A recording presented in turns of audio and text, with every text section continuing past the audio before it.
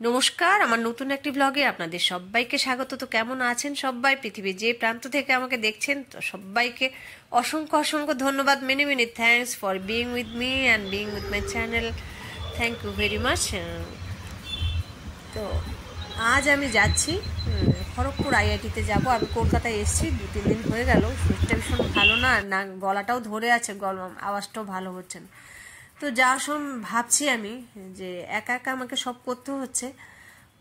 আজকে ছেলেকে পড়াবো, যদি ওর বাবার সঙ্গে থাকতো তাহলে হয়তো অন্যরকম হতো জীবনটা, উনিও খুব খুশি হতেন। আমি একা একা যাচ্ছি, সব ডিসিশন নিতে হচ্ছে, ভুল হোক শুদ্ধ হোক, কারণ কেউ আপনাকে এই ব্যাপারে হেল্প করবে না, যে কারণ জীবনটা আপনার ভুল শুদ্ধর ভার কেউ নেবে না। বাবা নেবে, মা নেবে, অন্য কেউ বললে 100বার ভাববে যে বলবো কি, ঠিক হবে কি না হবে, যাই হোক। এই জন্য আর প্রত্যেকটা বাচ্চার জীবনে বাবা মা সমান প্রয়োজনীয়। অনেকে বলে হ্যাঁ মার থেকে বড় কিছু হয় না। মা বড় নিশ্চয়ই আছে, মা বাবা দুজনেই সমান, বড় ছোট কেউ নয় এখানে। মা যেরকম মায়া মমতা দিয়ে একদম বাচ্চাকে লালন পালন করে তোলে, সংস্কার দিয়ে, বাবাও সেরকম একদম বটবৃক্ষের মতো ছায়া হয়ে মাকেও রক্ষা করে, বাচ্চাকেও রক্ষা করে। मैंने ठीक बोला ना? जो पापा मम्मी होते हैं ना, बहुत प्यार से बच्चों को एकदम बड़ा करते हैं, बहुत प्यार से। तो संस्कार भी सिखाते हैं, मम्मी से संस्कार आती है बच्चों को। और पिता है ना, वो चट्टान की तरह हमें रक्षा करते हैं, कभी जताते नहीं। पापा लोग ऐसे होते हैं, कभी जताते नहीं, ডিউটি कर जाते हैं। তো বাবারা কখনো বলে না যে আমি এটা করেছি সেটা করেছি, শুধু করে যায়। এটা আমি আমার নিজের জীবন দিয়ে দেখেছি, আমার দাদাদের দেখেছি, বা আমি ছোটবেলায় আমার বাবাকে হারিয়েছি।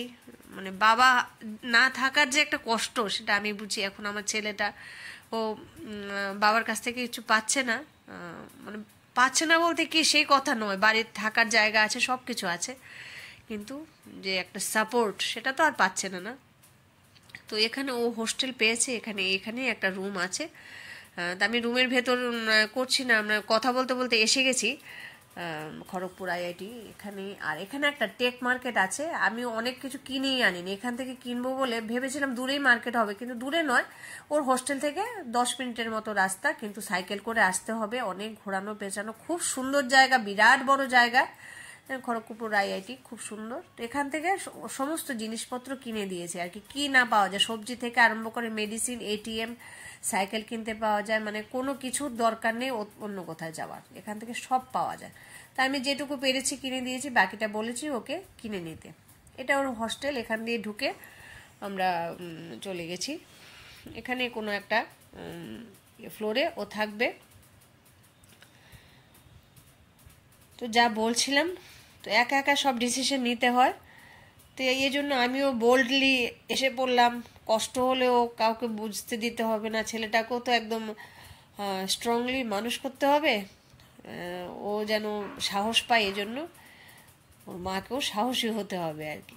সাহস না থাকলেও দেখাতে হবে, বোঝাতে হবে যে আমি সব পারি, দেখো তোমার পাশে আমি আছি। এই যে সাইকেল করে এখানে ছেলেমেয়েরা এখান থেকে ওইখানে যায়, হোস্টেল থেকে কলেজে, যে এক একটা জায়গায় এক একজনের কলেজ, তো বেশ দূরত্ব, তো এইভাবে যায়। আর আমি যা কিনে আনলাম বাজার থেকে, তো স্যানিটাইজার কিনেছি, বডি ওয়াশ কিনেছি, শ্যাম্পু, তারপর কিছু ইয়ে আছে, ডিও আছে, এগুলো কিনে দিয়েছি। এগুলি তো ছেলেদের লাগে, ঘাম টাম হবে এই জন্য কিনে দিলাম। আর ডেটল, স্যানিটাইজার, এসব লাগে, প্রয়োজনীয় জিনিসগুলো আমি কিছু কিনে দিয়েছি। আর বাকিটাকেও দেখিয়ে আসলাম মার্কেটটা কীরকম। আমি যেহেতু গাড়ি করে গেছিলাম রিজার্ভ করে, তো গাড়ি করে গিয়ে সব বেশিরভাগটা কিনে দিয়েছি, বাকিটাও কিনবে। হ্যাঙ্গার কিনলাম, একটা আয়না নেই ঘরে, আয়না কিনলাম, বালতি আর মগ তো লাগেই চান করতে, আর একটা ডাস্টবিন কিনে দিলাম। আর এটা একটা রুম ফ্রেশনার কিনে দিয়েছি, অনেক উপরে থাকবে তো এই জন্য। আর সাবানের বক্স আর বোতল, আর বোতলটা পরিষ্কার করার জন্য একটা ব্রাশ কিনে দিয়েছি, বেড কভার, বালিশ, এগুলো কিনে, কিছু বিস্কুটও কিনে দিয়েছি, প্রয়োজনীয় জিনিস একদম। সবসময় তো বাজারে গিয়ে কিনে এনে খেতে পারবে না, এই জন্য ঘরে যেন মজুত রাখা যায়, এই জন্য কিছু বিস্কিট কিনে দিয়েছি, বিস্কিট, তারপর ভুজিয়া, ও যদি চায় পরে আনতে পারবে। কিছু আমি কিনে কৌটো ঢুকিয়ে দিয়েছি, সবগুলো একসঙ্গে ঢোকালে তো নষ্ট হয়ে যাবে। আর কিছু বিস্কিট আমি আলমারিতে এমনিতে প্যাকেট রেখে দিয়ে এসেছি আর কি। মোটামুটি ঘরটাকে একটু গুছিয়ে টুছিয়ে দিয়ে এসছি, যেন ও মানে হাতের কাছে সবকিছু পায় আর কি। বাকিটা ও কিনে নেবে, বড় হয়েছে এখন।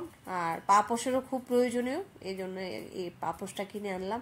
মানে কি নেই এখানে টেক মার্কেটে সবকিছু আছে, কারণ প্রফেসররাও তো রয়েছেন ওদের ফ্যামিলি নিয়ে, এই জন্য আর কি। এখানেই থাকে, করিডোরটার মধ্যে দিয়ে আমি হাঁটছিলাম। ভেতরটা আমার অনুমতি নেই যে আমি ভিডিও করব, এই জন্য দিলাম না। সেরকম কিছু নেই, একটা খাট, একটা ওয়াল আলমারি আছে, চেয়ার টেবিল আছে, যেটুকু প্রয়োজনীয় জিনিস সেটুকুই আছে এখানে। আর আর এখানে এই সাইকেলগুলোই কিনে ছেলেমেয়েরা এখানে থাকে, সাইকেলগুলো এটা দিয়ে ওরা মানে যেখানে ক্লাস করতে যায় বা বাজার যায় বা একটু ঘুরলো। বিরাট বড় এলাকা তো, বহুত বড় হ্যাঁ, এত বড় এলাকা যে এটা মানে সাইকেল ছাড়া ঘোরার অসম্ভব, পায়ে হেঁটে তো পুরোটা ঘোরা একদম অসম্ভব। তো সাইকেলটা থাকলে কি হবে, একটু এদিক ওদিক যেতে পারবে, এই জন্য বেশ ভালোই হলো। আর এখানে ওরা খায়, এটা শুধু ছাত্রদের জন্য, এখানে গার্জিয়ানদের অ্যালাউড নয়। তো আমরা এই যে উপরে সিঁড়ি দিয়ে একটা জায়গা রয়েছে, এখানে একটা হোটেলের মতো রয়েছে, এখানে মানে আমাদেরও খাওয়ার জায়গা আছে, বা আজকের জন্য স্টুডেন্টরাও খেতে পারবে, যেহেতু কালকে থেকে অ্যাডমিশন হবে। আজকে হোস্টেলটা দিয়ে দিয়েছে ওদের, কালকে অ্যাডমিশনটা কালকেই হবে। তো এখানে নিচে সবাই সাইকেল রাখে, আর উপরে এত সুন্দর জায়গাটা, আমি ভাবলাম একটু আপনাদের সঙ্গে শেয়ার করি। আমি তো যেখানে যাই যা দেখি তাই মানে আপনাদের সঙ্গে বললে আমার একটু মনটাও হালকা হয়, যে না সবাই দেখুক আমার সঙ্গে। অনেক হয়তো বড় ভিডিও দেখে দেখতেও চায় না, না আবার কেউ কেউ খুব পছন্দ করে, বলে না বড় ভিডিও দেবে, ছোট ভিডিও কেন দাও, সেটাও বলে অনেকে। তো দুজনের কথায় যখন দেখি ভিউজ আসে না, তখন মনটা খারাপ হয়ে যায়, মানুষ তো বলুন, এই জন্যে। তো খুব সুন্দর জায়গাটা, কেউ এমনি তো মানে বেড়াতে চাইলেও দেখে আসতে পারে, খুব সুন্দর জায়গা। এখানে একটা জেরক্সের দোকান আছে, ছেলেমেয়েরা এখান থেকে জেরক্স করতে পারে। আর খাওয়ার জায়গাটা তো খুব সুন্দর, মানে আর রান্নাগুলো বেশ টেস্টি ছিল। এখানে ভেজ নন ভেজ সবই আছে, তবে সেরকম সাত্ত্বিক ভেজ হয়তো নেই, কিন্তু ওই খাবার সবজি ডাল সয়াবিন এগুলো পাবেন আর কি। তা আমি ঠিক 4:15 সময় বেরিয়ে গেছি, কারণ ফিরতে হবে আবার, সে অনেকটা দূর, 3-3.5 ঘন্টা যায়। আসার সময় 3 ঘন্টা লেগে গেছে, তো যাওয়ার সময় তো জ্যাম ট্যাম হবে, আর একটু সময় তো লেগেই যাবে। কিন্তু আমার লেগেছিল প্রায় 7 ঘন্টারও বেশি সময় আমি জার্নি করেছি গতকালকে। তো এটাই। আর যখন বেরিয়ে আসছিলাম তো একটু সিনারিগুলি, এত গাছগাছালি, আমার তো খুব পছন্দ হয়েছে পরিবেশটা, সত্যি কথা। আমরা এরকম বেশ শান্তিনিকেতন টাইপ, শান্ত নিবিড়, এখানে বসে থাকলেও মনে হয় একা একা অনেকক্ষণ সময় বসে থাকা যাবে, নিজের সঙ্গে নিজে সময় কাটানো যাবে। তা আসছিলাম যখন দেখলাম অনেকেই ছবি তুলছে, তো আমার ছেলে তো হস্টেলে রয়ে গেছে, এই জন্য ওর সঙ্গে ছবি তোলা হয়নি। তা আমি ভাবছি না, আর ঠিক আছে আমিই তুলে নিই, আবার কবে আসবো। অনেকেই তুলছিল ছেলে মেয়েদের নিয়ে এখানে দাঁড়িয়ে দাঁড়িয়ে, তো ভাবলাম আচ্ছা ঠিক আছে, এটা হয়তো একটা এখানেই মানে গেটটা, মেন গেটটা আর কি, আইআইটি খড়গপুরের যে গেটটা। আমি ছবি তুলছিলাম, তো তখন দেখলাম অনেকেই আছেন এখানে। তো আমি বললাম আমাকে একটু হেল্প করে দাও, আমাকে কয়েকটা ছবি তুলে দাও, একা একা উল্টো উল্টো আসে না নামগুলো, এই জন্য আর কি। তো ওরাও আমাকে হেল্প করেছে। সত্যি কথা কি, আমি যখনই যার কাছে সে চেনা হোক অচেনা, হেল্পের জন্য গেছি, এমনকি ইউটিউবের বন্ধুরা আমাকে খুব হেল্প করে। তো ওনার মেয়ে ওখানে ইনফ্রাস্ট্রাকচার নিয়ে এমটেক করবে, আর ওনার কেরালার লোক, তো ওদের সঙ্গে একটু ছবি তুললাম। আসার সময় মনটা আবার ভারাক্রান্ত হয়ে গেছে, ছেলেটাকে ফেলে এসছি, কিন্তু না, ভারাক্রান্ত হলে তো হবে না, আমাকে স্ট্রং থাকতে হবে, ওকেও তো এখান থেকে সাকসেসফুলি বেরিয়ে আসতে হবে। এখন সেটাই চিন্তা। ও ভালো, সবাই আপনাকে ওকে একটু আশীর্বাদ করবেন, ও যেন সুস্থ থাকে, ভালো থাকে, আগামী দিনে এগিয়ে যেতে পারে। আমার সঙ্গে পাশে থাকুন এভাবে। তো দেখা হচ্ছে নতুন একটি ভ্লগে, ততক্ষণের জন্য সুস্থ থাকুন, ভালো থাকুন সবাই, টাটা।